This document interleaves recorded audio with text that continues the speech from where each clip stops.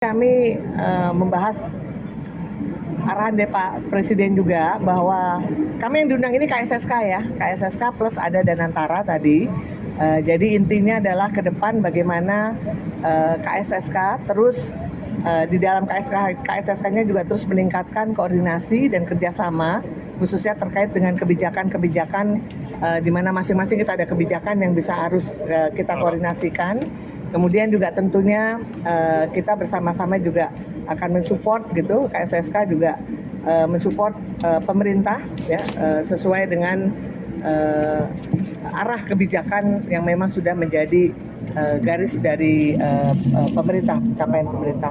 Jadi intinya tadi seperti itu, peningkatan dari masing-masing dari Bank Indonesia apa yang bisa dilakukan dari OJK, dari LPS, dan kemudian juga dari Kementerian Keuangan. Itu aja intinya. Bapak ini mundur ya Bu ya? Kira-kira dari pertemuan tadi apakah dari pertemuan tadi apakah sudah ada rekomendasi dari pemerintah untuk nama penggantinya Bu? Oh belum.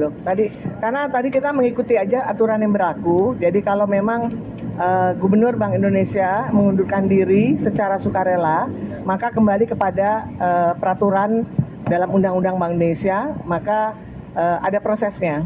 Di mana tentunya pertama akan dibuka persyaratan sebagai calon nanti gubernur, Dewan Gubernur, kemudian itu calon tersebut kemudian tentunya akan dipilih dan ditetapkan oleh Presiden dengan persetujuan DPR. Jadi semuanya sudah ada dalam Undang-Undang Bank Indonesia.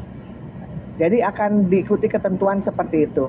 Dan penetapan saya sebagai pejabat gubernur sementara itu adalah memang secara undang-undang menetapkan seperti itu. Apabila gubernur berhalangan tetap, ya termasuk mengundurkan diri, maka deputi gubernur senior akan menggantikan peran dari gubernur itu sebagai pejabat gubernur sementara sampai nanti yang definitif proses akan dimulai oleh Presiden, gitu. Jadi berencana untuk mencalonkan diri sebagai calon gubernur BI? Saya hanya menjalankan tugas di sini sebagai pejabat gubernur sementara sesuai dengan ketentuan undang-undang. Bu, Oke? Bu.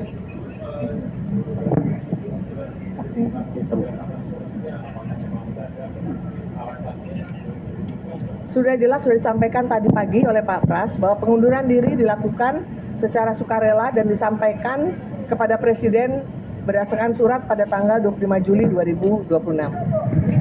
Tentunya untuk market kita berharap tidak perlu panik. Kenapa? Karena kami dari Bank Indonesia tetap akan menjalankan kebijakan kami seperti juga yang sudah kami lakukan sebelumnya.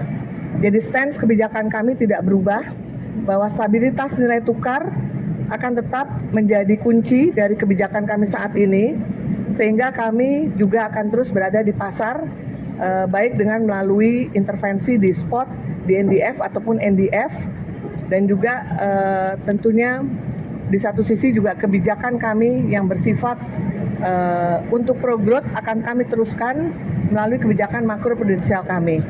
Dan sekali lagi juga tentunya sesuai dengan keputusan RDG bulanan kami di bulan Juli ini, di mana kami juga mengharapkan inflow akan terus terjadi dengan kita juga memberikan insentif kepada dana capital inflow yang masuk dengan menurunkan biaya hedging. Jadi kebijakan itu masih tetap kami lakukan, dan juga di Bank Indonesia ini kepemimpinan dilakukan secara kolektif kolegial.